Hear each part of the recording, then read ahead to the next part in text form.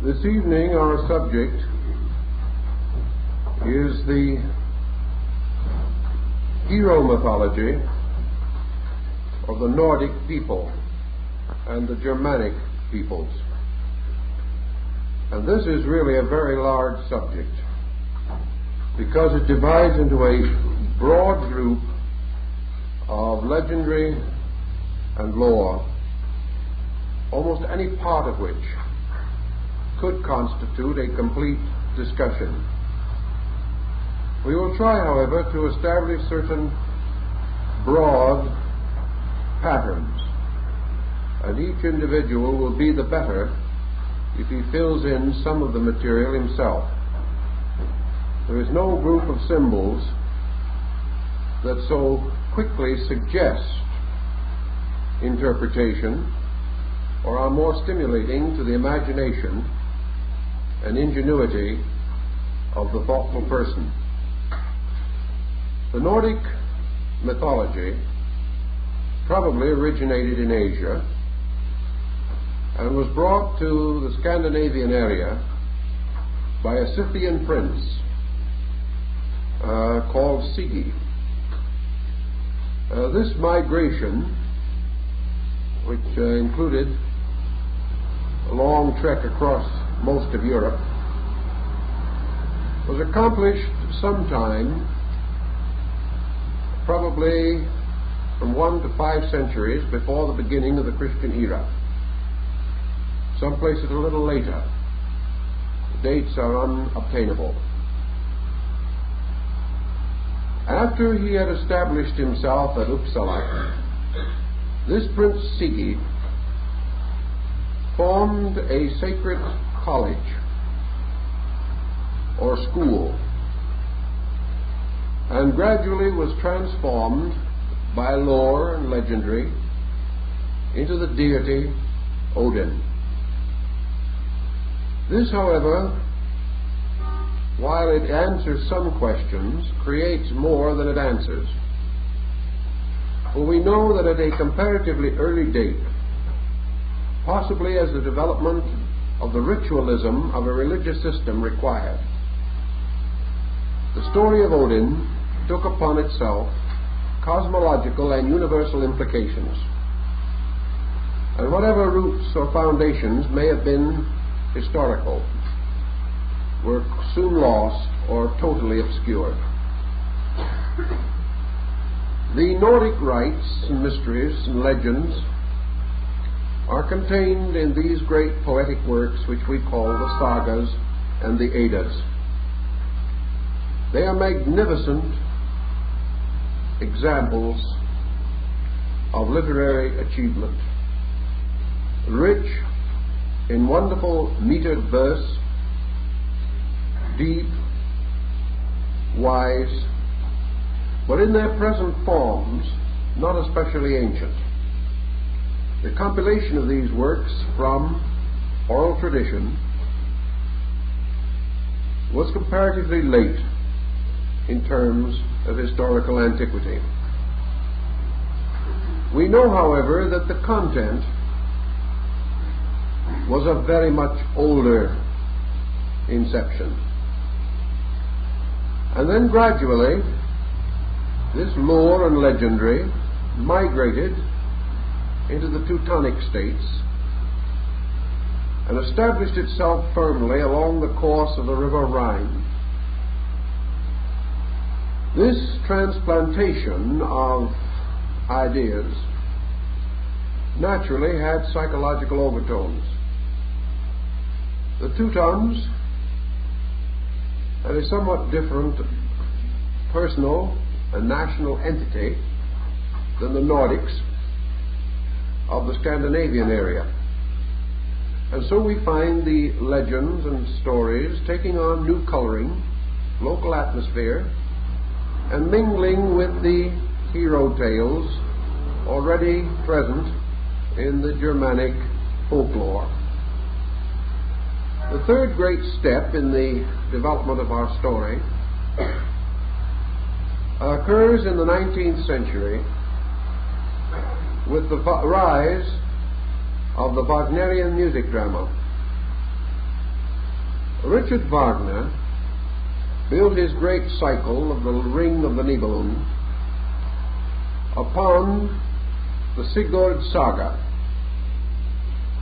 the Nordic work relating to the hero of the tribe of the Volsungs, the hero of the world.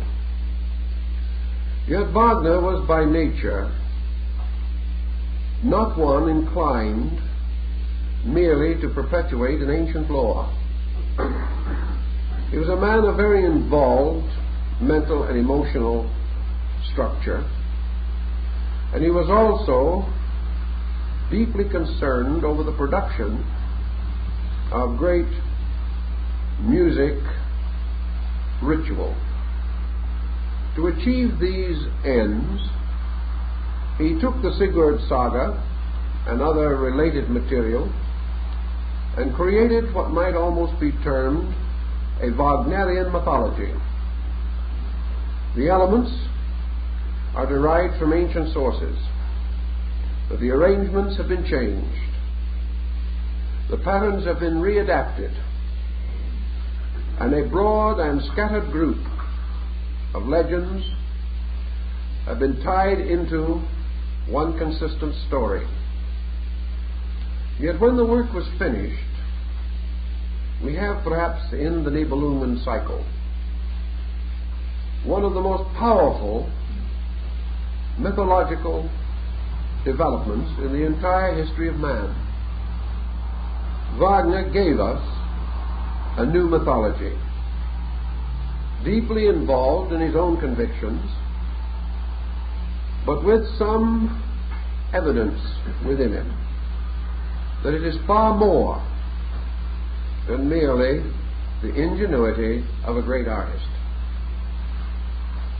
Wagner, in some way, captured a spirit, perhaps more effectively than the old bards, and he brought it together in one of the most unique compositions of meaning that has ever been assembled.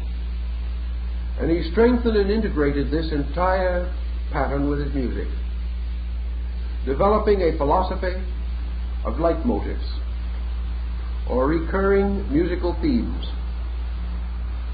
by which he supplied a musical key to each step of the unfoldment of his story.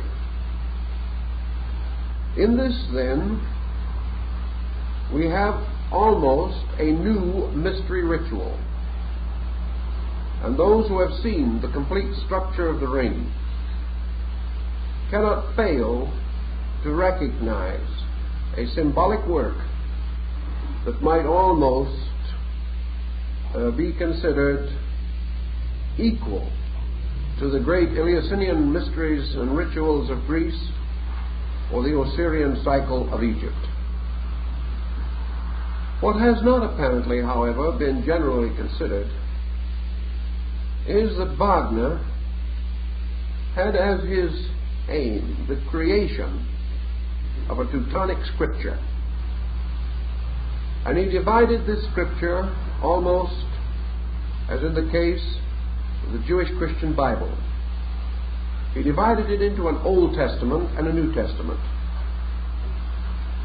and his Old Testament was the ring, and his New Testament was the great cycle of the Grail. These two highly related works not only present almost identical casts of characters, but are the two necessary parts of one great pageant. The pageant that begins with the building of the wonderful house of the gods on Valhalla, and ends in the temple of the Holy Grail on Montsalvat in northern Spain. The solemnity and sublimity of this cycle is obscured for most persons by the weight of the music development and by the long hours of listening and watching that are necessary. but they are most repaid if we have the patience to go through with them. Thus, in developing our story this evening, we're going to sort of crisscross between the three groups of legends in an effort to determine, if possible, certain relevant and valuable elements. We're going to have something to say about the Odin of the sagas, something about the Wotan of the Rhine, and also something about the Wotan of Wagner. For these are all different entities, although presumably the development of one concept. Our concern primarily this evening is the story of the descent of the world hero. And in this case, the emphasis is strongly and clearly indicated in the Wagnerian cycle and also in the great Sigurd cycle. For Sigurd is Siegfried, the hero of the world. Yet in bringing these related elements into one brief pageantry, Wagner has given us numerous important analogies and helped to tighten the picture, tighten the story for our use. Assuming, as we must, that the roots of the entire theory are in Asia, we are not therefore surprised to find that the universe of the sagas and Eddas is an Asiatic universe, brought into being by the same general patterns and forces that we find in the great Puranas and the creation literature of the Hindus. There are three worlds. There must always be three worlds. And in the Nordic ritual, these worlds, as in nearly all other great religious systems, constitute a spiritual universe, an invisible causal creation, or state, a vast diffusion of power, a diffusion which later becomes more or less involved in the music of the Rhine, which constantly recurs in the Wagnerian cycle and is forever telling us of the vast patterns of space that lie behind the manifestation of things. The second universe is a universe of mind, and this mental universe is between the superior and the inferior creations. This mental universe is the servant of spirit and lord over matter. And there is a world, a mortal world, a world in which human beings, particularly the tribe of the Volsung, struggle against strange and involved fates and destinies. And the entire plan of creation is circumscribed by a strange melancholy that tells us that all that lives must die, all that is born must fade away. The gods and the heroes, the great and the small, the good and the bad, must be swallowed up, ultimately, in the twilight of the gods. It is a very nostalgic theme, and yet moving with the solemn grandeur of ritual, unfolding like a high mass. It commands our attention and consideration from the beginning. Over the whole vast mystery broods the eternal spirit of All-Father. All-Father, formless, actually nameless, without boundary or limitation, simply forever there, forever observing, never interfering, forever permitting, never denying. By his own immense and incredible silence, confounding both gods and men. For even the greatest of the immortal mortals and the mortal immortals cannot know All Father, nor cannot know His will. They may bear upon their lances and their spears the runes of sacred wisdom, but the mystery of allness, of the beginning and the end, of the endless ring that goes on, producing worlds from itself and returning them to itself unto everlastingness. This is all in the mystery of All Father. And the old Nordic had no way of even brooding upon this mystery, but he sort of conceived it in a strange way as brooding upon Him, foreverness, observing Him, knowing Him, and yet he never able to remove the veil which conceals the ultimate of cause and the ultimate of effects. And in the nature and being and time of All Father, which goes on and on and on, forever and forever, there is a vast abyss, and the depths of this no man can touch, and the substance of this no man can understand. It was like some strange cosmic fjord, cutting deep into the infinite belowness of things. For this is what the German mystic Böhme later called bis and abyss, time and eternity, nothing and all. And with the same broad brush that mythologists are always permitted to paint with, this abyss was bounded upon one extremity by great cliffs of fire, and on the other extremity by great cliffs of ice. And this fire and this ice, these were forever combating together, so to say, for the heat of one and the cold of the other, caused a vast mist to form in the great abyss. And this abyss was somewhere in the infinite nature of All Father. And the fire was the fire of All Father, and the cold and the ice were also His. For He in some way was master of light and darkness, heat and cold. Some have suggested that these ancient peoples were trying to work with the concept of the duality of electricity and magnetism, polarization in space. We cannot say, but it certainly sounds as though they were thinking in that way. And from all time, there were also great giants. For there were giants upon the earth, or in the worlds of those days. And those at the north were the giants of ice, glistening and gleaming with bodies made of glaciers. And those at the south were giants of fire, reaching out flaming arms and howling and shrieking in the incredible combustions. And these giants hurled ice and fire into the great depths.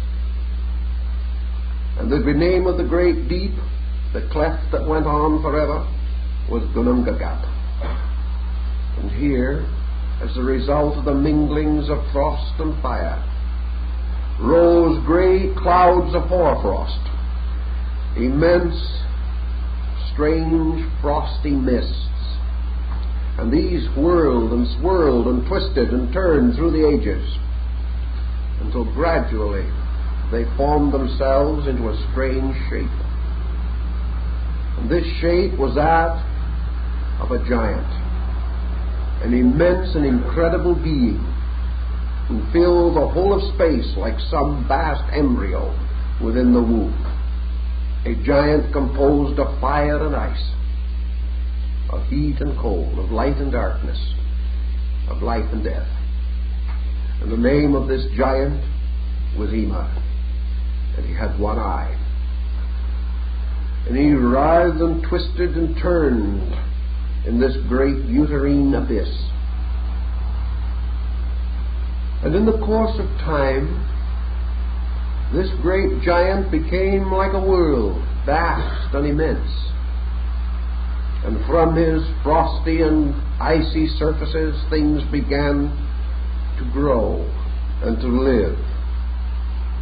And then again, by that broad stroke, which we cannot account for, there wandered from we know not where, because there is no record to tell us, the last thing we would assume to be present under such conditions. And that was a kindly, gentle cow. And this cow was called the Great Mother. And this Great Mother perhaps is Hathor, the cow goddess of Egypt. Perhaps she is any one of the mysterious beast deities which we find in ancient times. All we know about the Great Cow Mother was that she was forever in need of salt. For without salt, she could not live. That is the reason the Roman soldiers were paid their salaries, because the word salary means salt, and was necessary for their keeping, and later it became a little confused with good Roman coinage, but it was still the salt of salvation, without which man could not live, in this case his wages.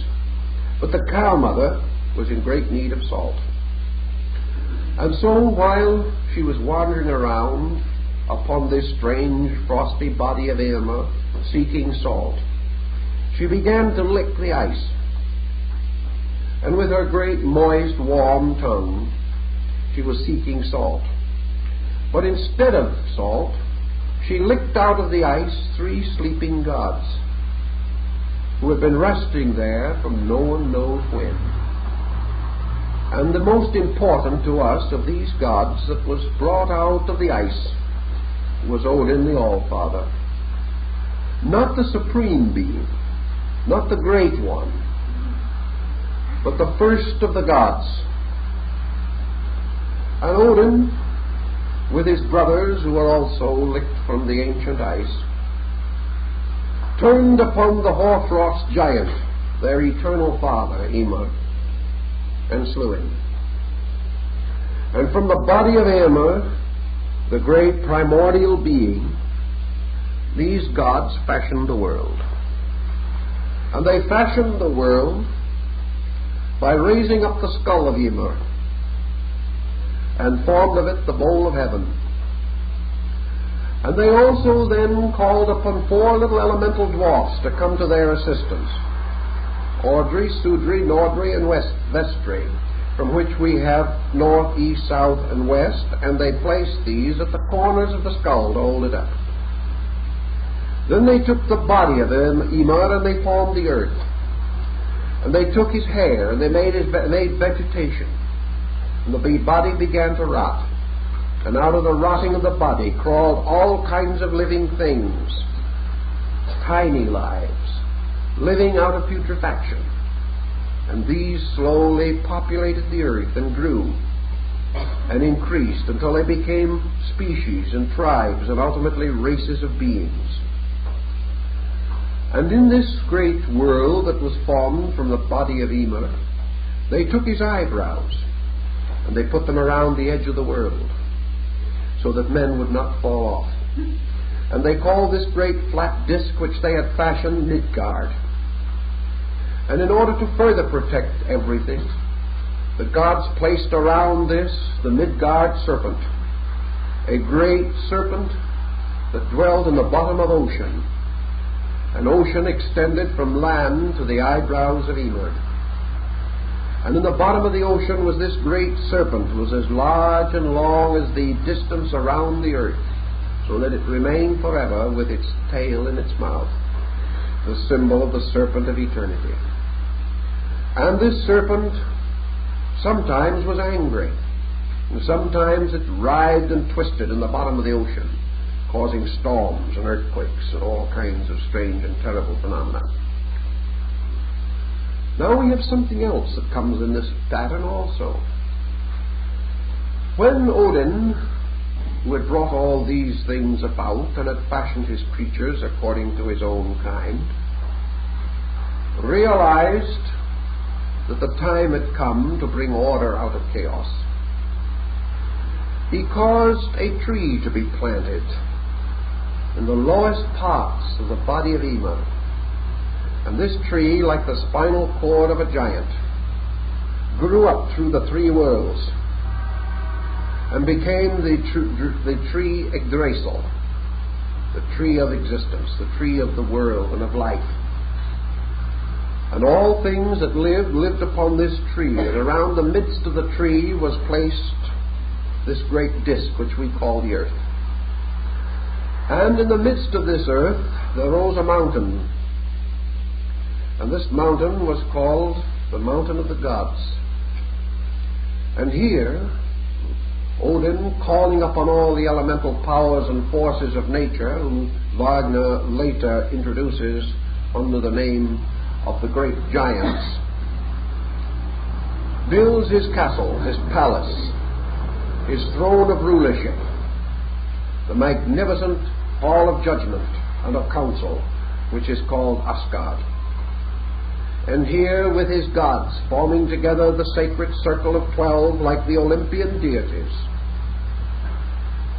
Odin ruled his world, his universe.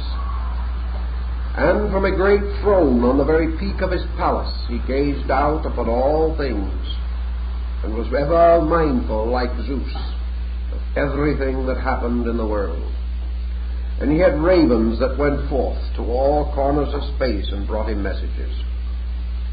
And then also on the great slopes of the mountain of the gods he built the glorious palace of Valhalla. And this great wonderful palace was made of the shields of heroes upheld by the spears of conquerors. It was the place of feasting of the blessed dead, and those who died in the defense of the gods, or nobly and worthily upon the field of battle, were picked up by the Valkyrie, the virgin daughters of Odin, and carried by them upon their 8-footed steeds to the wonderful banquet hall of Valhalla. Here, according to the legends, we had a real Nordic paradise, where men fought all day, their wounds were healed at sunset, and they feasted all night. The next morning they were all ready to fight again. What could be a more cozy and truly earth-like situation? I think it should have been set here instead of elsewhere, because that is about our way of life in a large symbolical picture. It makes little difference whether we're fighting industrially or economically or from a militant standpoint. It's struggle for food in order that we may eat to struggle some more. Now, also in the preparation of this universe,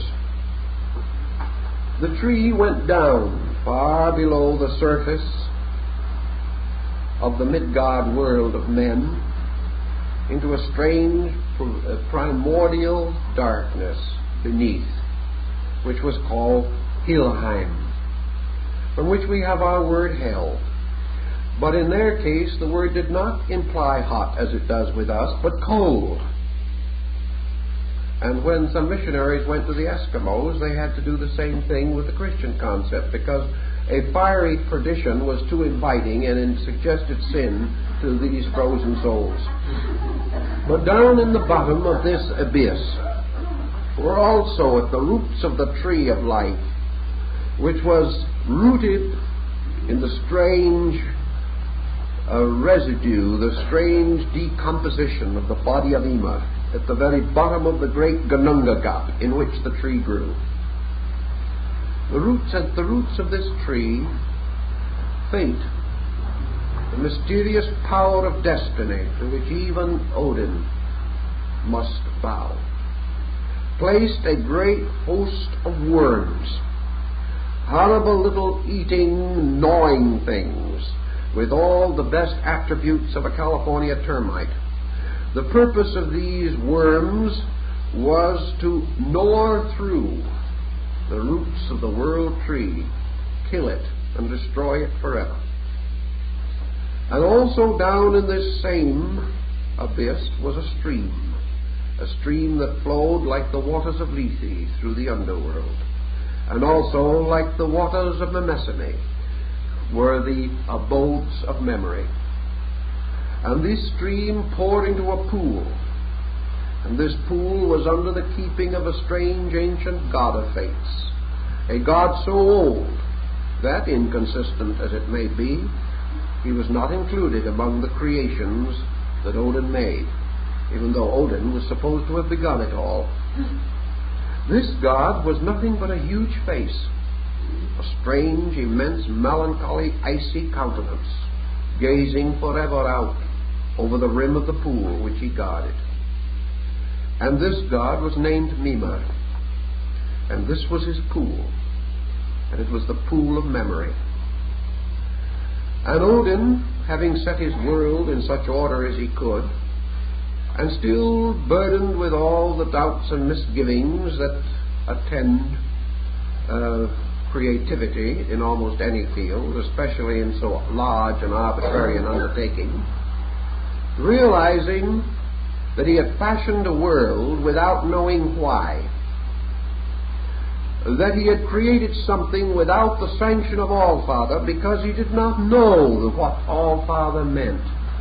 Odin did not know where he had come from. He did not know when he was born, because he was a grown man when he was licked out of the ice for the great cow. He knew nothing of his own origin. He knew nothing of his own destiny.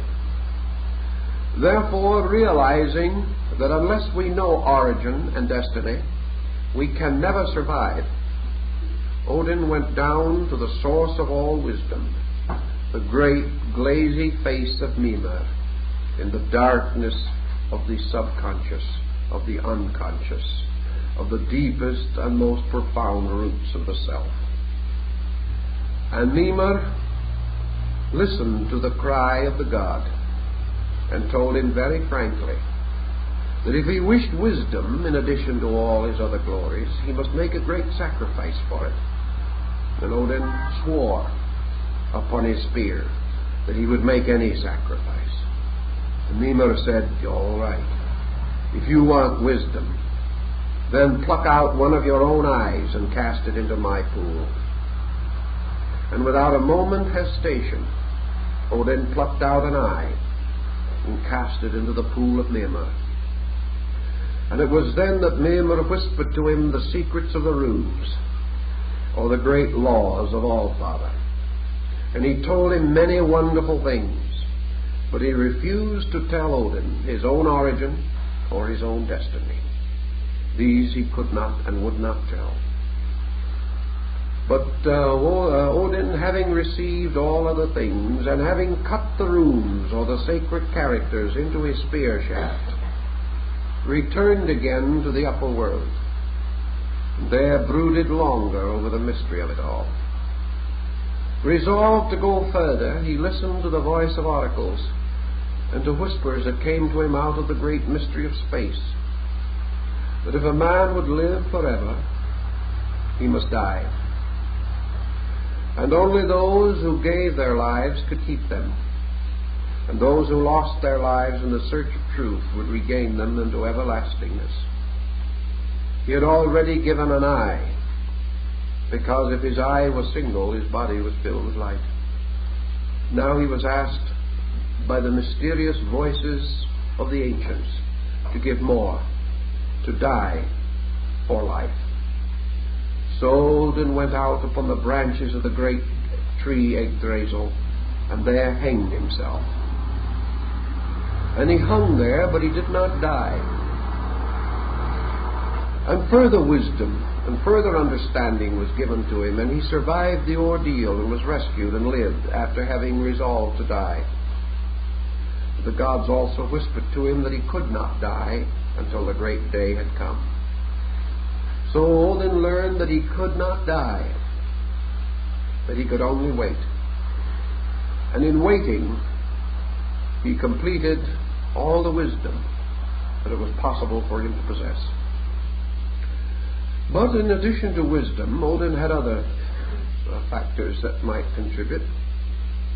For on this tree, the great Yggdrasil tree, there lived squirrels. And these squirrels formed a wonderful communication system. They would run up to the gods and listen outside the door of Valhalla, where they could hide in the doorways and peek under the doors, and got all the scandal. They then rushed down the tree to the roots where the demons were and told them all about it.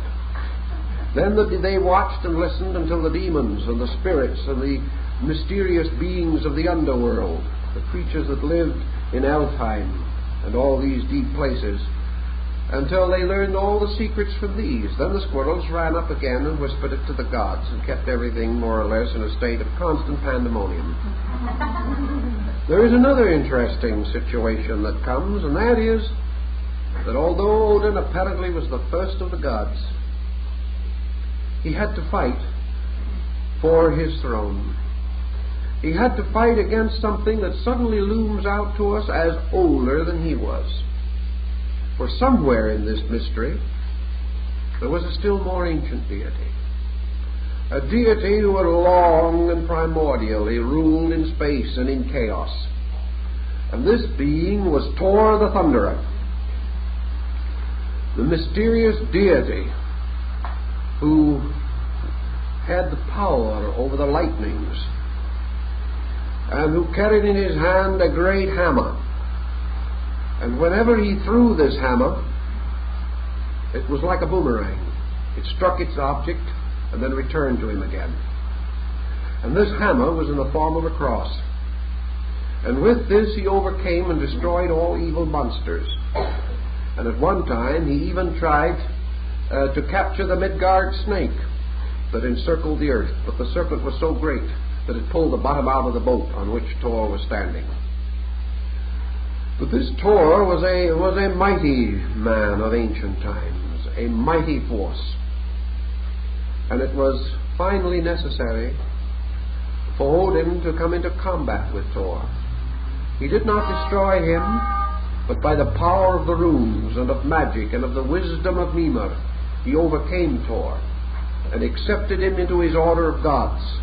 And Thor became the faithful servant of the new order of deities.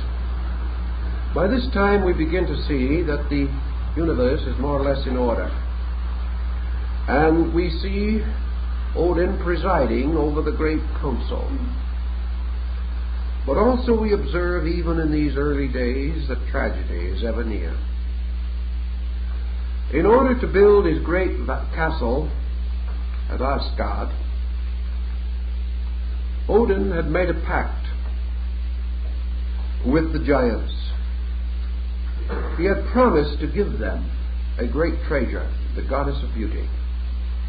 But when the palace was finished, he broke his word and did not do what he had promised. Later, according to the Wagnerian cycle, he paid these giants with the treasure of the Nibelung, which had also been dishonestly acquired. And Odin came under a curse. And this curse gradually descended through ages of time, because an evil thing had been done, and this evil of broken honor would ultimately destroy all of the gods and their world and everything that pertained to it. Now, in order to keep the wonderful world of the gods happy and beautiful, Odin created out of himself another deity, his beloved son. And this beloved son was certainly the Christ hero of the Nordic peoples. He was called Balder the Beautiful. He was happiness, joy, peace, love. In all things, he was the ideal of everything that was different from the strange, rugged, old gods who had sired him, because he believed in song and music and art. He believed in poetry, and he was forever shining, and his head was surrounded with light, and his light brought peace and joy to men and to the whole world. And in the time when he was created to meet the evil things, Odin went to every living creature upon the earth and bound them with an oath that not one of them would ever injure Balder the Beautiful. Not a rock would permit itself to be thrown upon him. Not a tree would allow a branch to be fashioned into an arrow or a spear to injure him. Not a human being would touch him. Everything was bound by an oath. And Odin was very confident that perhaps he had outwitted this strange, morbid destiny that hung over. But destiny is greater even than the gods of the Northland. For in his great pact with life, he had asked everything and everyone except one. And he had failed to ask a little branch of mistletoe that grew high on another tree. He had asked the tree, but he had not noticed the mistletoe. Now it was obvious that such a circumstance was very humiliating to the mistletoe. So that instead of being happy with everything else in this voluntary agreement, the mistletoe developed a grudge. It would have been perfectly willing to have agreed, but was very, very unhappy because it had not been asked. And it was later that Loki, the adversary, that evil spirit that is forever present, the god of fires, the backbiter, the cynical one, the Mephisto of the divine group, that Loki should discover this fact, and to revenge himself upon Odin, he caused an arrow to be fashioned of this mistletoe. And he placed this arrow in the bow of Hoda, the blind god. And he pointed the arrow because the blind god would not knowingly have done this, but he was blind and did not know what he was aiming at. And as a result of that, this blind god slew Balder the Beautiful. There is another legend to the effect that everyone fired arrows and stones at Balder as a game because they knew none could touch him. And then Loki insinuated this arrow into the game and thus brought about the death of Balder. There are many legends, but this is the substance. Balder the Beautiful died.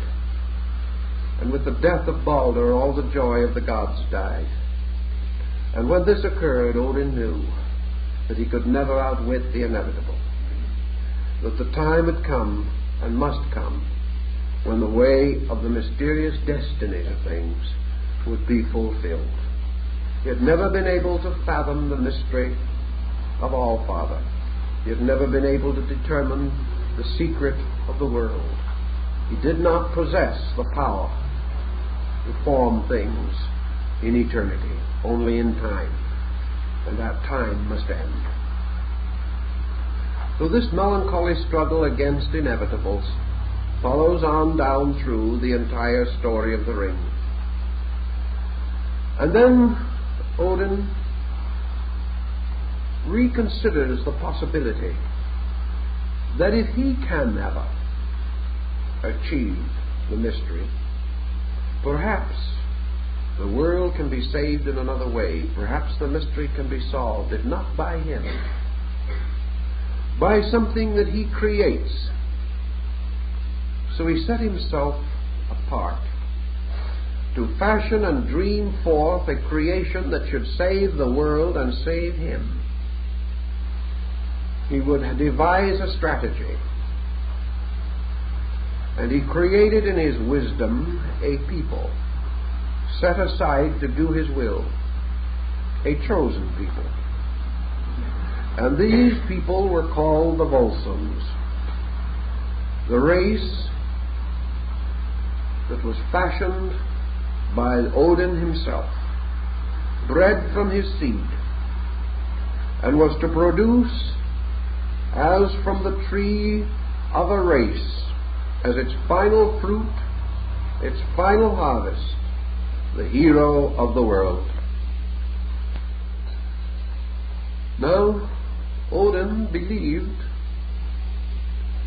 that when Sigmund and Siglindi came along, that Sigmund would become the father of the hero, or might even become the hero himself. But again, strange powers of fate intervened. Because Sigmund and Siglindi, brother and sister, fell in love with each other.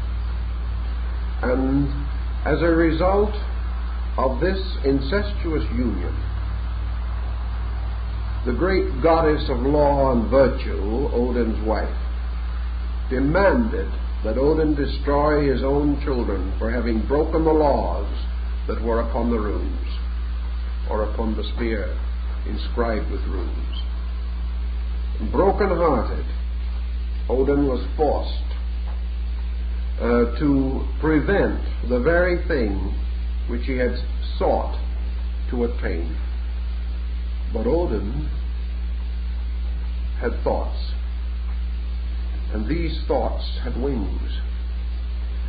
And of these thoughts there was born his beloved thought, the thought which is himself. Brunhilde, the goddess of the Valkyrie. And in Wagner's opera, Wotan speaks to Brunhilde as his other self, as his own real thinking. And he sends her as his thought in disobedience, and causes her to save the infant son of Sigmund and Siglindi, and to take him away and hide him, because he was the heir to the Volsung. He was the last of this great line, and he must become the hero of the world. So was born Sigmund, who was truly a widow's son, posthumously born, who knew neither his parents, nor his origin, nor his destiny, any more than did Parzival in the second part of the cycle, the Grail cycle, who, when asked of his ancestry, could reply only that his mother, Herzeleda, was the sorrow of the world. And so Siegfried, or Sigmund, lived, brought up by a Nibelung himself, brought up by a little dwarf. And he had the broken sword of his father, Sigmund, the sword that must sometime break the spear of Odin. And he cast and mended the great sword Nothung. And he became the hero of the world. He achieved all the wonders that are familiar to the concept of the Nordic and Germanic hero. And in the case of Sigurd, he slew the giant Fafnir, who guarded the treasure of the Nibelung. He became master over many things. In the Teutonic version, he begins what Wagner calls the great Rhine journey, the journey of life down the river Rhine. But Odin knows, unfortunately, and can do nothing about it, that the hero of the world is journeying only to death. That by the strange laws of fate, nothing can change the work of the Norns, the three grey sisters who spin forever the thread of destiny. Odin makes one last great effort, and as Wotan in the Wagnerian cycle calls upon Erda, the Earth Mother, begging her to reveal the secret, the mystery of survival, but she is silent. And so Siegfried, continuing down the great river Rhine, goes his way to the house of the Giberchung, where at last he perishes with the spear of Hagen in his back. And with the death of Siegfried, the hope of Odin or Wotan for his world, the whole regency of the world created in the dim past out of the frost of Ginnungagap. The whole hope ends. Now this is the signal in the Sigurd saga for the last great war. Wagner summarizes it very briefly in the Götterdämmerung. Following the great immolation scene in which Brunhilde rides her horse into the funeral pyre, the waters of the Rhine rise, being the waters of space. We hear the second theme of the Rhine maidens, and we see them capturing the ancient ring from the drowning Hagen and carrying it back again to the mysterious abode of the gold of immortality in the depths of the Rhine. Then the waters rise and the universe ends, but the waters do not quite reach the sky. The temple of the gods falls, but there is one mountain peak that survives, and in this mountain peak there hides a man and a woman. And when the floods subside, they are the new Adam and Eve, and with the gods who are gone, the old order passed forever, these two are fruitful and replenish the earth, and the gentle pastoral world of man as we know it came into existence. So much for the Wagnerian termination. For the Sigurd saga we have a much more dramatic termination. Odin, at the end of his dream, realizing that with the death of Sigurd the great hope of the Nibelung, the great hope of the Volsung is ended, becomes part of a very intense climactic drama that begins to unfold. First, Odin realizes that the moment of the Ragnarok is at hand, the day of the dissolution, when the armies of light and darkness must meet upon the great plain of battle to fight or survival, when the gods and demons, when life and death must come in the great Armageddon. And so Odin and his gods, his aces, his deities, draw themselves up before the great palace of Asgard, and as they watch the pits of perdition open, from Helheim and all the distant places come the monsters. The Midgard serpent rises, fire belching from the sea.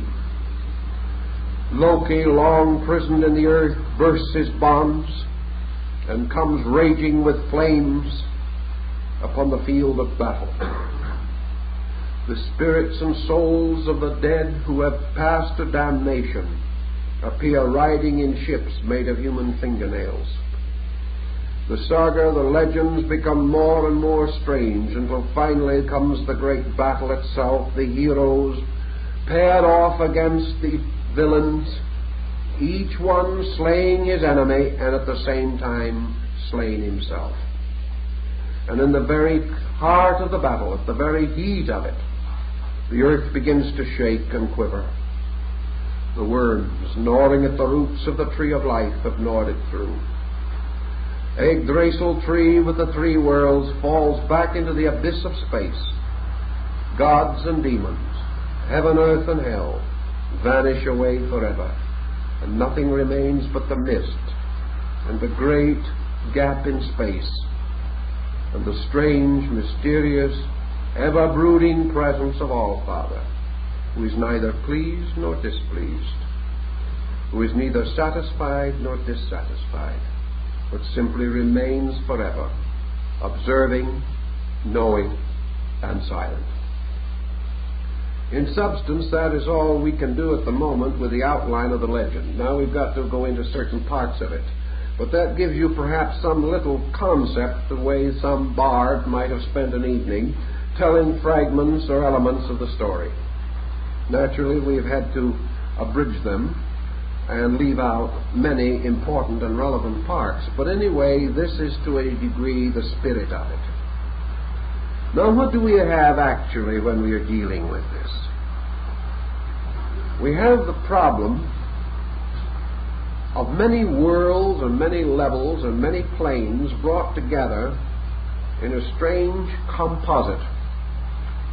Obviously, from all the accounts, the world of Odin and his gods, the world that passed away in the Ragnarok, is not the physical world we know. Actually, Ragnarok, while it might have some historical, geological relationship to Atlantis or something of that nature, does not basically mean a catastrophe or cataclysm that took place in the material world. Perhaps even the sinking of Atlantis has another meaning also.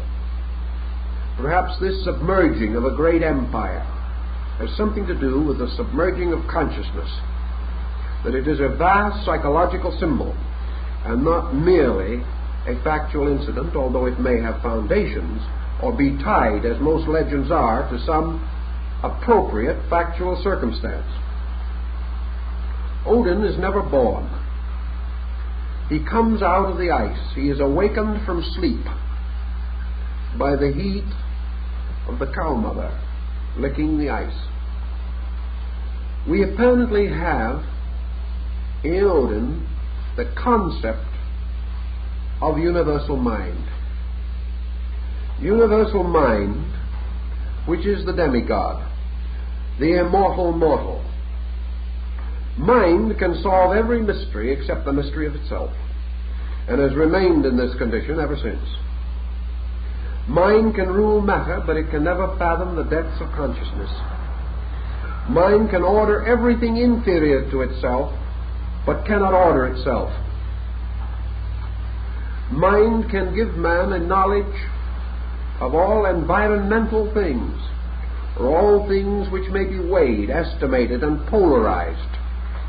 And the world over which mind rules was polarized by the struggle of the frost giants and the flame giants. And so perhaps ruling as regent over creation is this universal mind, which was not born, but was released from sleep, or ice. This ice is not so different from the Egyptian use of the symbol, because ancient peoples found that ice was a preservative. Much earlier than the Roman Empire, fish were brought hundreds and thousands of miles across land by being packed in ice for the amazement and entertainment of Oriental monarchs and Roman emperors. Men knew the principle of refrigeration, and they knew that ice preserved. Therefore, in a strange way, the cosmic suspension, which they recognized in this Nordic land, that creation was periodic. It was a great wave that came out and retired again, like the ebbing and flowing of the sea. And after the day of manifestation was the great night of suspense, or suspension, in which everything remained unchanged or immovable, or was preserved, or caused to float over the abyss like Noah in his wonderful ark. And this thing, everything held as though in a strange fantasy, in a strange grip of sleep, seemingly represented the ice, which like some archetypal structure held things unchanging, undiminishing, until they were released again. The cow mother, of course, represents nature, or the principle of natural emergence. And nature itself, apparently by these people, was assumed to be the power which brought forth intellect, or released the mind from sleep, probably because nature ultimately produced those kinds of forms in which mind could express itself or be released into manifestation.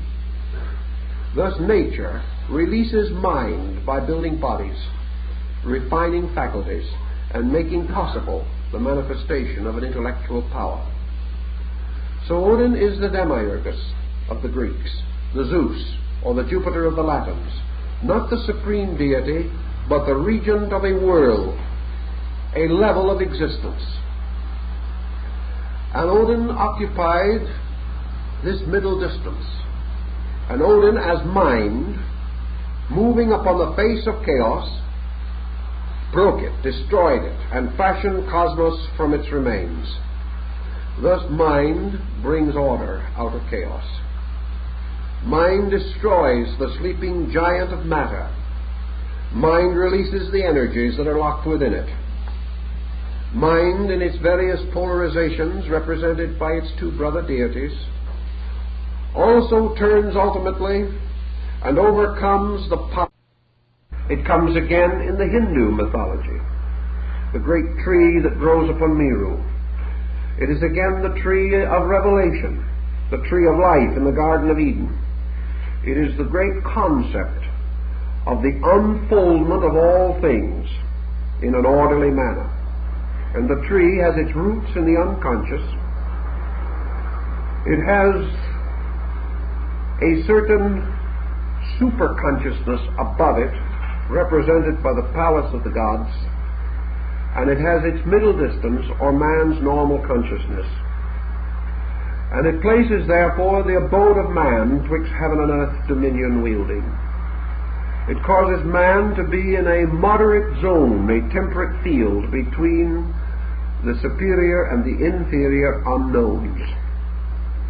And also it produces within man the concept of evolution, because in some mysterious way the temple of Asgard, with its palace of the heroic dead, is also the New Jerusalem, the great temple of Olympus, the gods upon Meru, and the Buddhist sanctuary of Shambhala. All these are symbols of that which is to come at the end of the great war of life, those places to which the heroes go. And of course the Nordic heroes, dying on the field of battle and picked up by the Valkyrie and carried to Valhalla. These hero tales relate to the adept tradition and those who have achieved the conscious service of the mysterious world mind that guides all things. Now this world mind, in the process of growth, unfolding as it has through the great stream of life, has discovered, for example, that it must sacrifice an eye in Mimer's pool, because it must achieve concentration. It must unite itself. It must have single purpose. It must see all things singly and with internal apperception. It must also pass through a certain death that it may live. And it is interesting that Odin should have been recognized by the Romans as equivalent to their Mercury. And both Odin and Mercury were often regarded as gods of thieves, because the thief so often ended hanging on the gibbet, in the same way as Odin hanging on the tree of life. Also, we know that the legends of Odin gave rise to the story of the Pied Piper of Hamelin. The Pied Piper was originally Odin, who mysteriously drew all the children with him into the mountain, and it closed forever. All these legends, like the legends of the great huntsman, and all these stories, have their origin in the same tradition. Odin, therefore, proceeds through all of the various procedures and developments of mind. But mind, almost like Hamlet, is a melancholy dame, because mind, in its own pure nature, within itself, according to these people, was frustrated forever by the realization of its own mortality. Mind is not immortal. The works of mind are not eternal. Mind can build a regency in space, but everything that is fashioned by mind must disintegrate again. And the struggle of mind to become conscious is represented by the struggle of Odin to achieve to the knowledge of reality. Now for Mimir, and by the sacrifice of an eye, Odin gains something. He gains the mystery of the runes. And the runes are universal law. Through concentration of his resources, through the increasing penetrating power of one pointed reason, by science, which may be the one eye of reason, or the mind, man has gradually learned by degrees the laws governing nature. He has explored nature step by step, and inscribed upon his lance the runes. and has used these as the basis of fabricating laws for the rulership of his empire.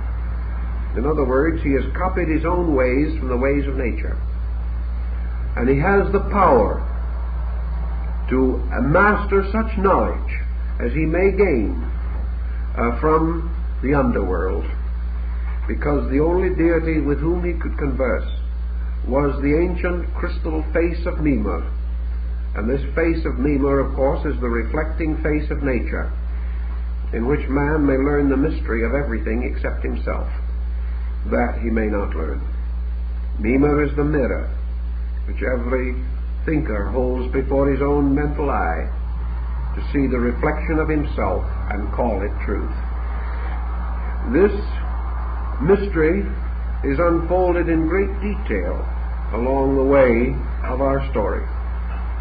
So Odin stands forth as a kind of hero.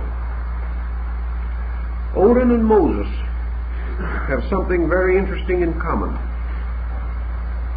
Moses was permitted to come as far as the mountain of Moab and there look across upon the promised land, but he was not permitted to enter because he had disobeyed the Lord when he had been angry with the rock and when he had broken the tablets of the law. Therefore it remained for Jehoshua the son of Nun to lead the children of Israel into the promised land. And Moses saw the land from afar, and lay down upon the hills of Moab, and was gathered unto his fathers. So Moses, although he led the children of Israel as a great lawgiver, having upon the tablets of the law those very laws that were upon the rune spear of Odin, having walked as the friend of God, was not permitted to enter the promised land. But who was? Jehoshua, which is the original name of Jesus, the son of the fish, Nun meaning fish. So we have a strange, mysterious analogy there, that someone else beside Moses, the hero of the world, by prophecy, must lead the children of Israel into the promised land. It is the same with Odin. Odin could not perfect the creation, even that he had fashioned himself. He needed the breath of All-Father. He needed the supreme sanction of deity, but deity was forever silent. It never spoke. It never answered. It never revealed itself. And yet, strangely, Odin knew it was present, because he felt something which was symbolized by the Norns, the endless winding thread of fate.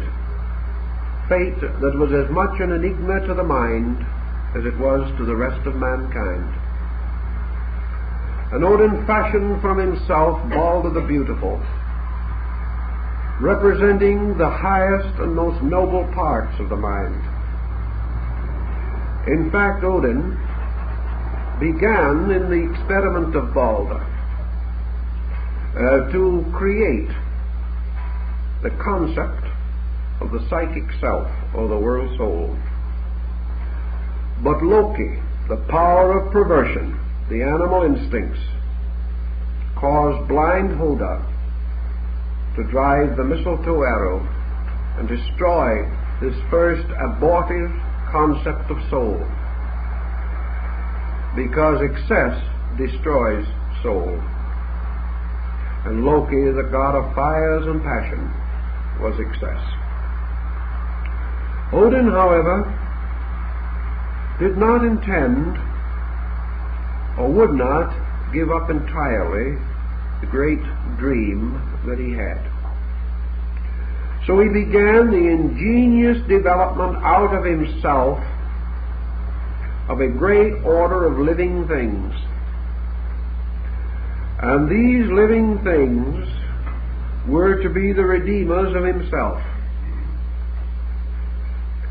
He created, first as an archetype, a concept within his own mind, and ultimately as a projection from himself, the heroic race, the race of the Volsung, the people who should carry on, who should save him, who should redeem him. And this race of the Volsung, according to the Nordic concept, must be considered as symbolizing pre-Adamite man. In other words, universal mind producing archetypal man. Humanity not upon this earth as we know it, but upon the world that was to pass away, a world of dreams, a world surrounded by the great oceans, or perhaps that world bordered by the Rhine, flowing forever like the river of Tao, or the river of time and eternity, through the mysterious fatherland of the Teutonic people. So the Volsung represent the creatures or the creation which was to produce the hero of the world, and the hero of the world, of course, is man. Man in whom mind has invested its greatest wealth and its most perfect treasures. And mind carefully, systematically proceeds to the production of what Nietzsche and Schopenhauer have distinguished as the Superman. This is the Superman also in the concept of Marx and Engels. It is the man planned by absolute mentality, the man who is the product of perfect skill, the man who is fashioned with absolute efficiency, but the man who carries within himself the inevitable death of himself. Because Odin, like so many ambitious parents, invested his offspring with his own dream. Because actually he created the race of the Volsung not for its sake, but to save himself, to preserve and perfect his own creation, believing that he could fashion a creature that could excel him, and could do things which he was bound by obligation and oath that he could not do, but which he wanted to do. And he preserved this through his thought, Brunhild, who finally saved Sigurd, the last of the Volsung. But in this plan of his, he produced an incest. For these Volsungs became symbolically personified in Sigmund and Siglinde, brother and sister who fell in love with each other, and she, running away from her lawful husband, broke the law of marriage. For these reasons, the great goddess of the home ordered Odin to destroy this couple who had sinned without knowing it, and who therefore carried upon themselves the blind guilt of Odin himself. But Siegfried or Sigurd was saved to become the mysterious power of the hero, and we study his achievements and the four worlds through which he moved, and the four spheres of life which he conquered. For we have man now appearing as Lord of elements and of material worlds and of things to come, but man still psychological, man still archetypal. We have, however, from the beginning of this, a strange conflict. Siegfried or Sigurd turned upon his own ancestor Odin. He broke the spear on which were written the runes of the law. He destroyed the law of old. He also rescued and fulfilled a phase of Odin's life by saving the thought of Odin, Brunhild, from the ring of flames, as we find in the story of the Valkyrie. We find that he also slew the dragon, guardian of the treasure of the Nibelung. He therefore emerges once more as the dragon slayer, as St. George, as Merodach, as all the deities who have turned upon evil or have turned upon another kind of chaos and destroyed it. Odin destroyed the frost giant Ymir. Sigurd destroys the giant who has taken the dragon form, Fafnir. He bathes himself in the blood of the dragon, according to good alchemical formula. But the leaf falls upon his shoulder, and on that spot, like Achilles, he is still mortal. It is there that the spear of Hagen finally pierces him. By this time it becomes evident that the great journey of Siegfried as the mind-engendered hero, as the gradual extension of the will of Odin, that this journey, like the one who created it or brought it into being, is burdened by an absolute fatality that can never be averted and can never be destroyed. And so it is said that in the ancient world of things, this mind projection of law must ultimately die. Now, what does this mean on a psychological level? The Buddhist would tell us that the hero of the world, the tribe of the Volsung, and its final establishment in Sigurd, is the integration of the human ego.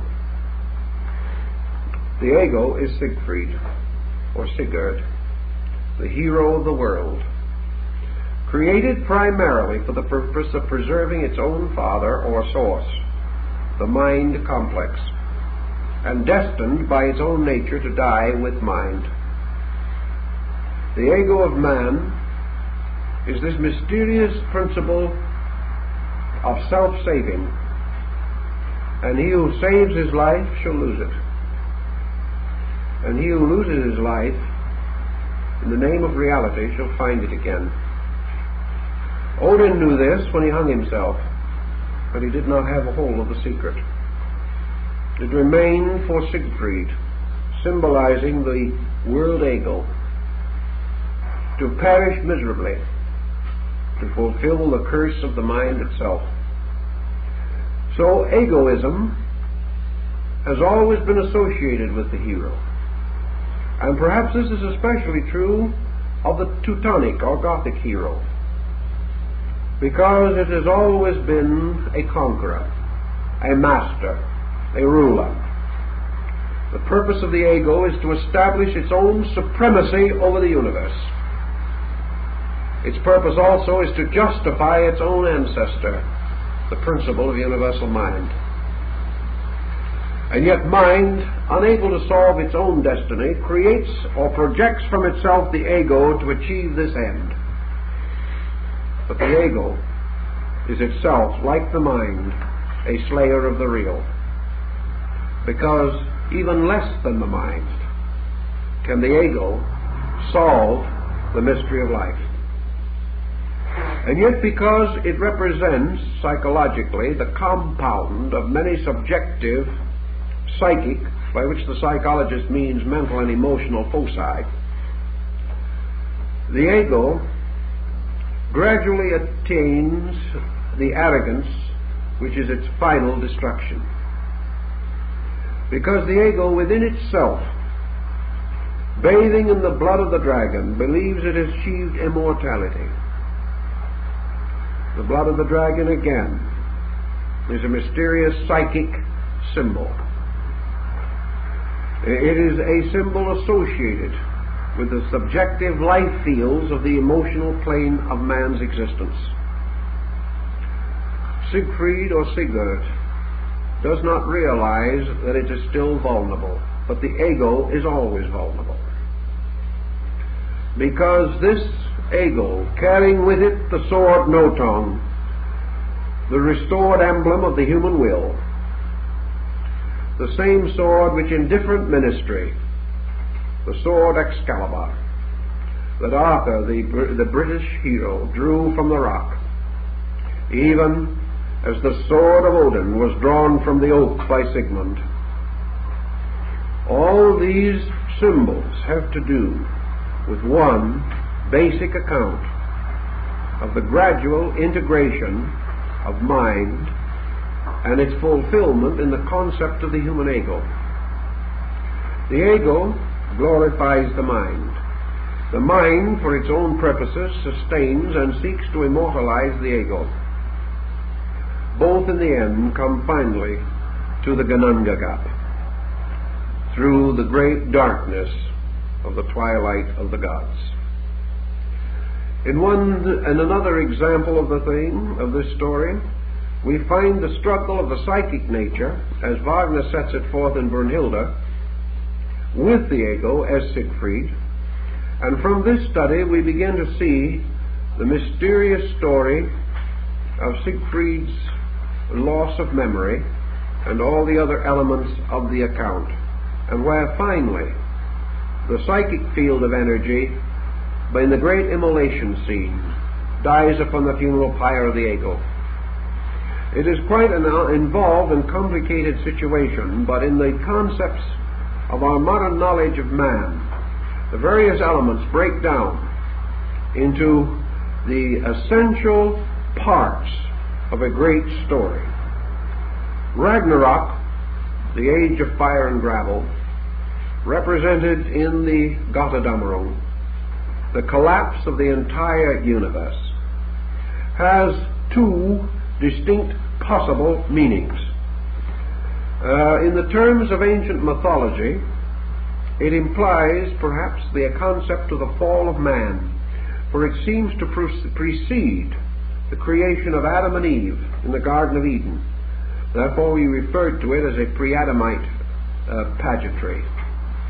But it also may have a strangely mournful, nostalgic quality, reminding us, as perhaps Odin the mind inwardly knew, that the entire universe of mind and all that it engenders must, like an insubstantial pageant faded, leave not a rack behind.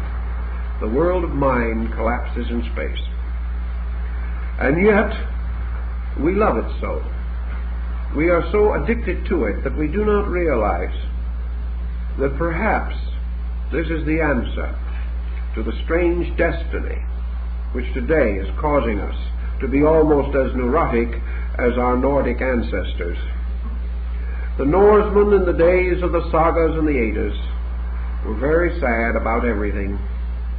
And in the days of Odin, they were tragically sad, because they knew that a strange and terrible end hung over them. They did not know what it was or when it would come. We are feeling a little bit that way ourselves these days. Instead of worms gnawing through the tree of life, we suspect that certain worms operating in large laboratories have devised means of destroying the world of which we are a part. And they have done it with the mysterious power of mind.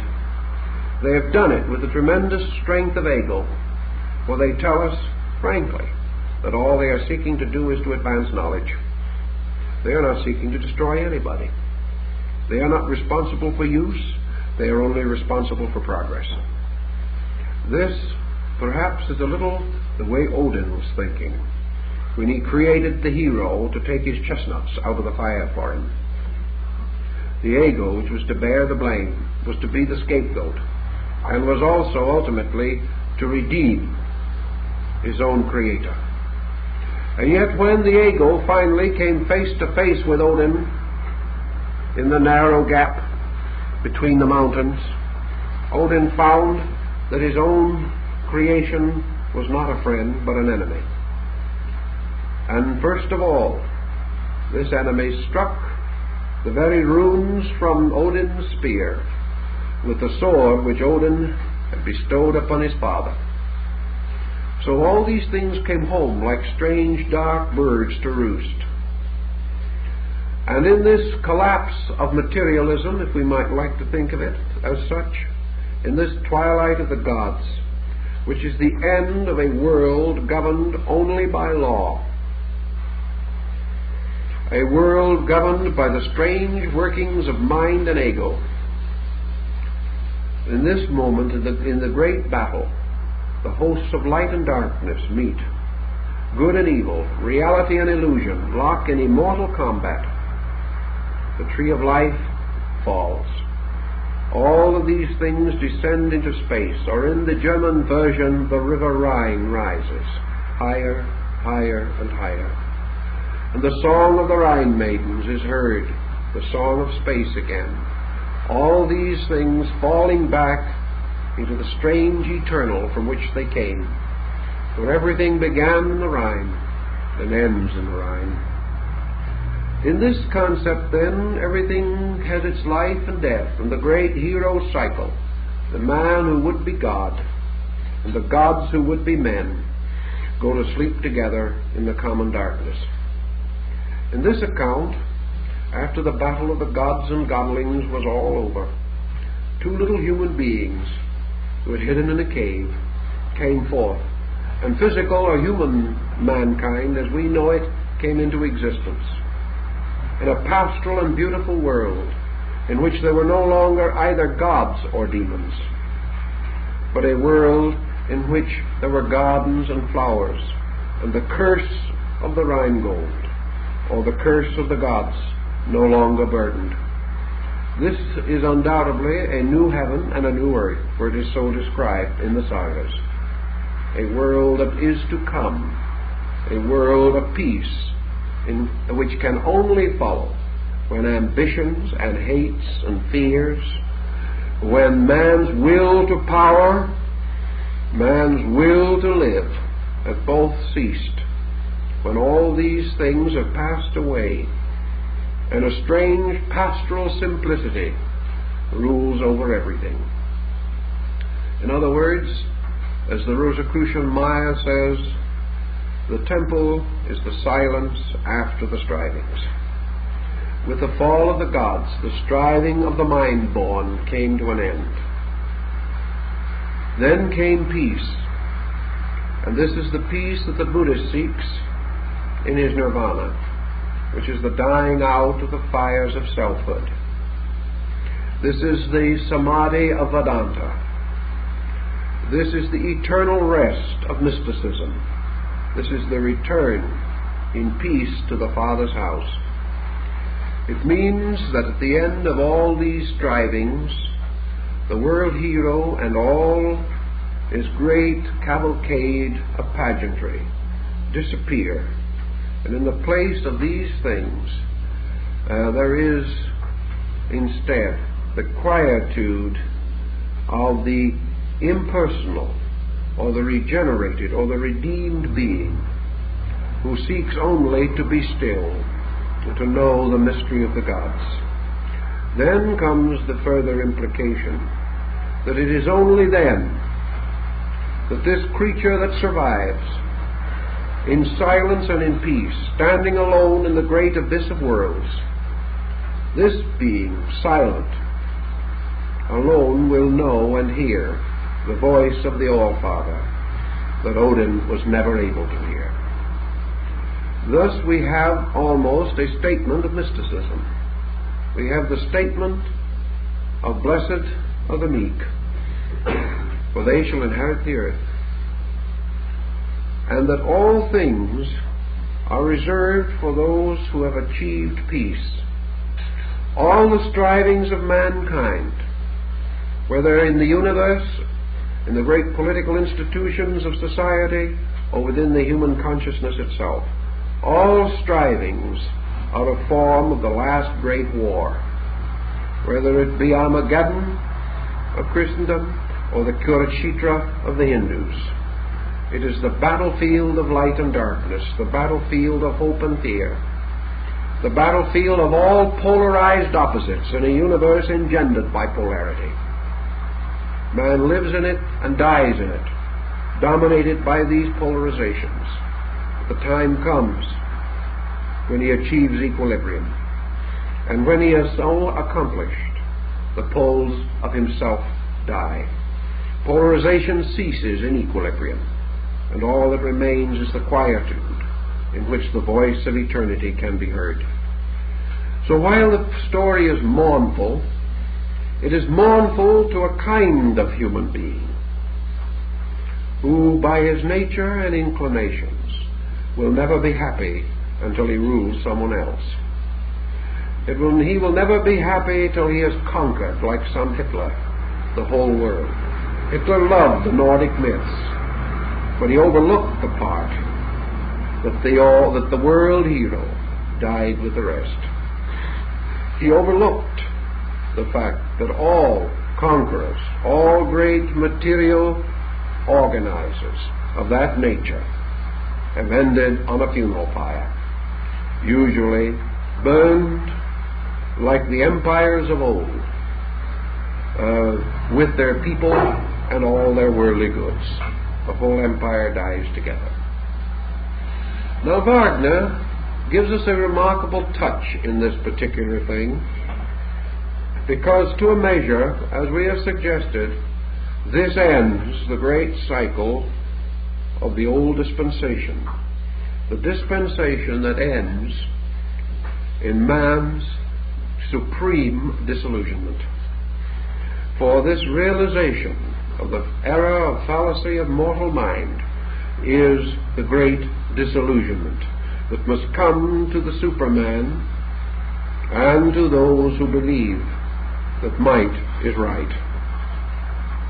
And so we come then to a brief summary which I would like to make of a few sections of the second act of the cycle, and that is the great cycle of the Grail, as particularly set forth in Parzival and Lohengrin. The Parzival section, of course, with its tremendous division into the 5 acts which represent the 5 senses of man and the 5 races, is a tremendous statement of the second half of the story.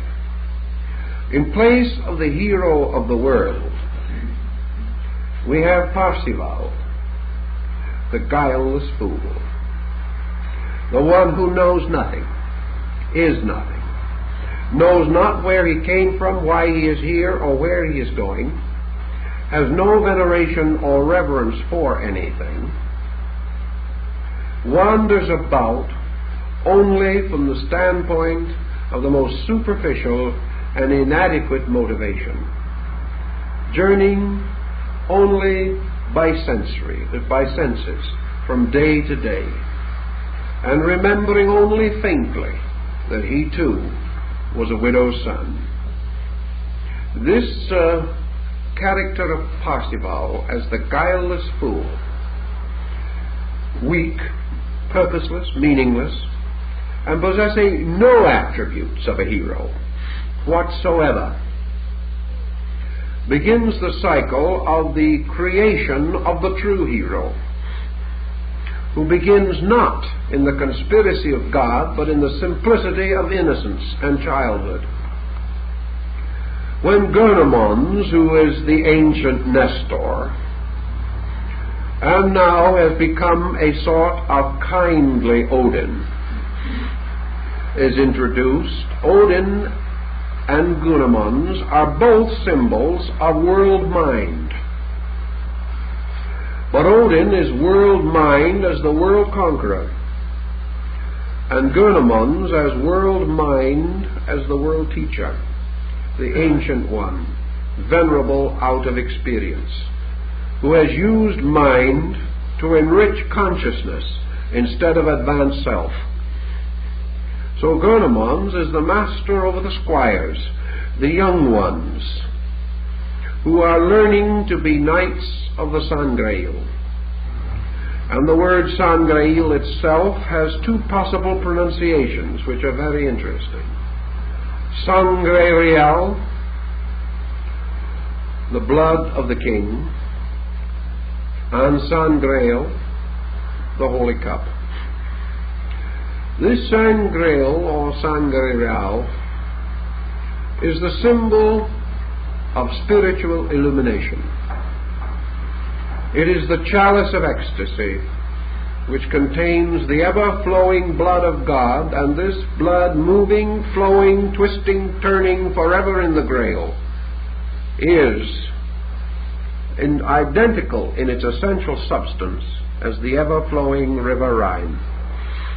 It is a reversal of the symbolism, but it is the same essential principle. Loki, or Alberach, or Hagen, or all three aspects of one principle, the power of the Nibelung, or of the underworld, these live again as Klingsor the magician, with his castle upon the peaks of Moorish Spain. Here also we have Amfortas, king of the Grail, who received the crown and honor from his father Titurel. Amfortas, bearing in his side the wound that will never heal, that was made with the holy spear when he attempted to cast it at an enemy. His own destructive use of the divine power wounded him. Here in this pageantry we see another mountain, not longer Asgard with its 12 aces or gods, but now the circle of the Grail Knights, the great humanitarians, the servants of truth, the servants of light. And we see Parzival, having slain the swan of inspiration and intuition, is cast from the garden as a fool, as a gander who should seek a goose. Even experience and wisdom does not recognize him. And then we find him cast out into the world. We find him passing through the magic garden of Klingsor, or illusion, where Kundry, the strange maiden who plays now the part of Brunhilde, is introduced with her robe of serpent skins. Kundry, who is a strange symbol of the mysterious Salome, the strange being that could never die because she had betrayed John the Baptizer. We find Kundry also as this divided psychic nature, serving the good by choice and the evil by necessity. We find her name, of course, curiously similar to the mysterious serpent power of India, the Kundalini. She is the serpent maiden, and she represents the psychic powers in man, which naturally would serve the good, but are bound by ambition and illusion to the garden of Klingsor. Like the famous crest of the Prince of Wales, she dies in the end at the foot of the Grail with the words, "I serve." In these symbols, then, we have the second act of this strange drama of the production of the world hero. We have the hero of mind disappearing, the hero of heart emerging. We have Parzival wandering around the world, searching, seeking, by the order of the quest, for the mysterious temple on the top of the mountains, where he had once been, but where he was too much of a fool to realize where he had been. And then as the Black Knight, robed in armor, he returns up the mountain, is seen by Gunamons on the famous Good Friday occasion, removes his armor and stands before much in the similitude of Christ.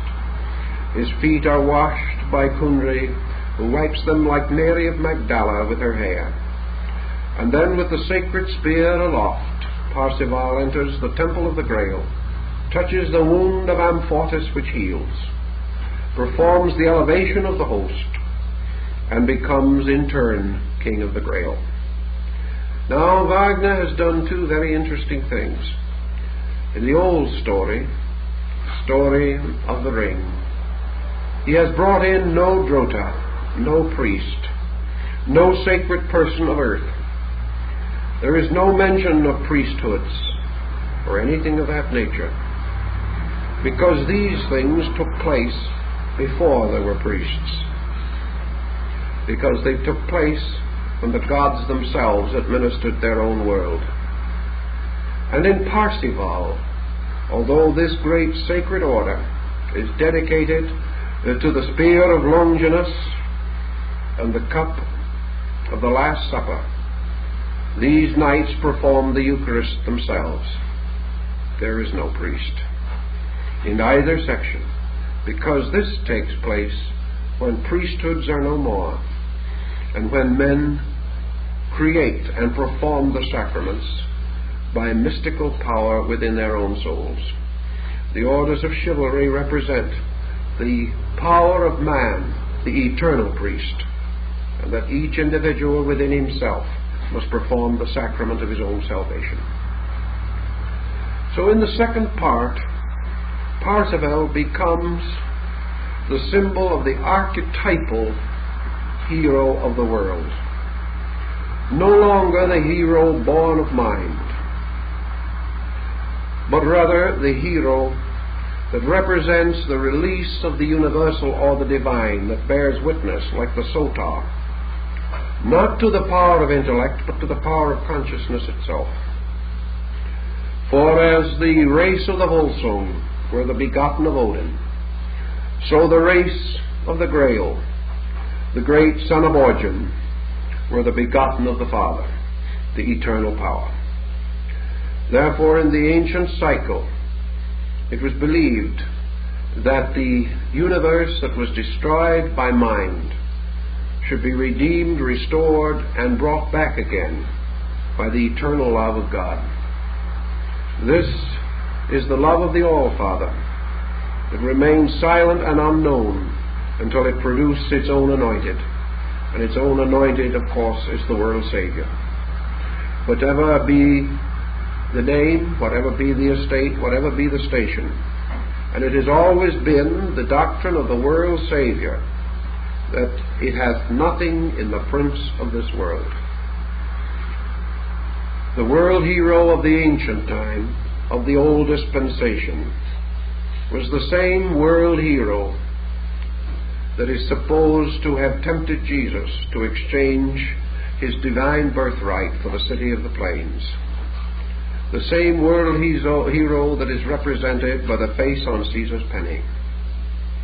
It is the power of mortal things which hath nothing in God. Therefore, the great hero, the spiritual hero, represents the restoration of divine consciousness, or the restoration of man in a state of being which transcends mind and returns again to its own natural spiritual heritage. For it is only to these that the All-Father will speak, and it is only to those who have achieved this that the secret of foreverness can ever be revealed. All the oracles and powers of this world are silent when it comes to the mystery of first cause. This is not spoken, this is not known, this is not bought, this is not carved upon the shaft of spears. It is known by a mystery in the Spirit.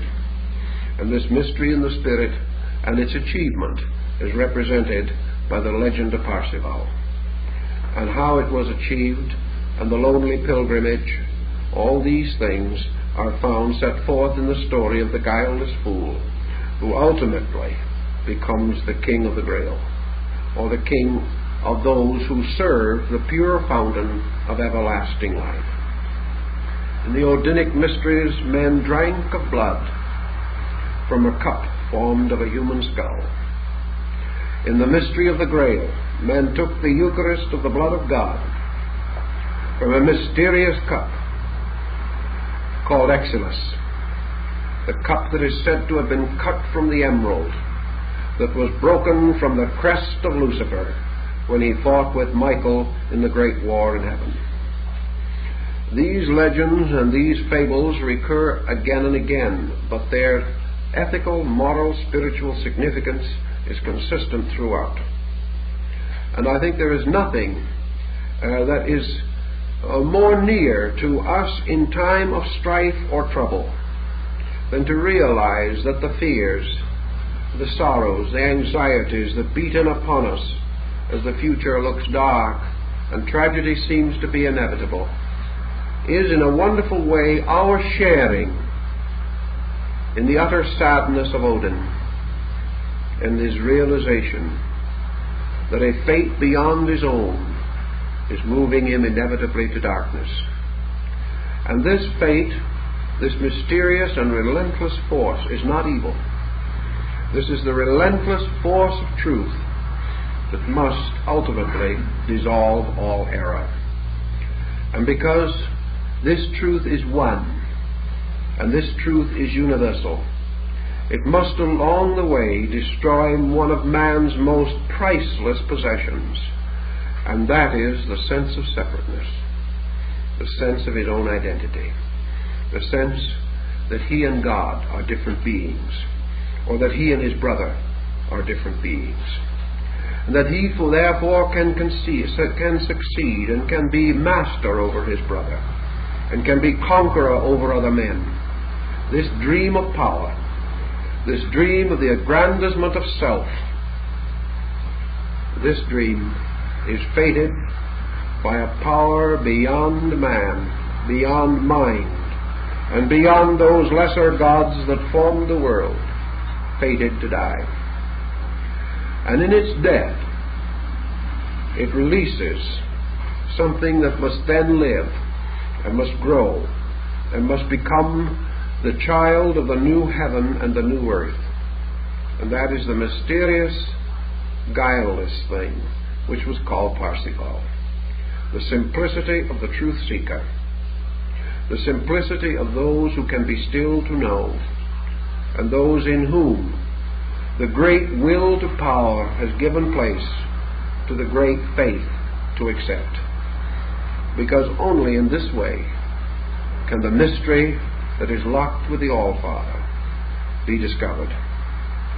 It seems in those ways, and perhaps with many a metapolitical instinct in the back of his mind, that Richard Wagner has set forth a tremendous moral concept, a tremendous pageantry of symbolism, and in so doing has also exposed some of the deepest phases of man's psychic life, and perhaps touched the greatest problem that man must face, his fear of the future. And this fear must remain until man's own consciousness reveals to him, in silence, in meditation, and in contrition of spirit, that there is nothing to fear, and that this nothing to fear is also the substance of all hope, for man is going forth to truth, to a better world than he has ever known. But to win it, the old gods and heroes must fight and die within himself. And these include that magnificent heroic group of opinions which are the falling sickness of most of us. All these old things, these ways that had to be, these notions that are more sacred than life, they must all cease, because the only thing that lives on is the silence and the peace that follows after the day when the universe and all there is falls into space. For when man's mortal universe returns to the abyss, then man is born. For he cannot be born until the errors in him which bind him to lesser creations have died away and have been reduced again to their natural substances. As the alchemist says, the philosopher's stone cannot be fashioned of the metals until every metal in the compound has first died. And man cannot achieve to the mystery until he has died out of the illusion. He cannot awaken until he has seen the dream fade into nothingness. So all of these things are part of the nostalgia of an ancient people, but perhaps in their own dawn time they were close to the psychic light in themselves and nature, and have left us a wonderful and valuable record. Well, time is up, so we'll see you again next time.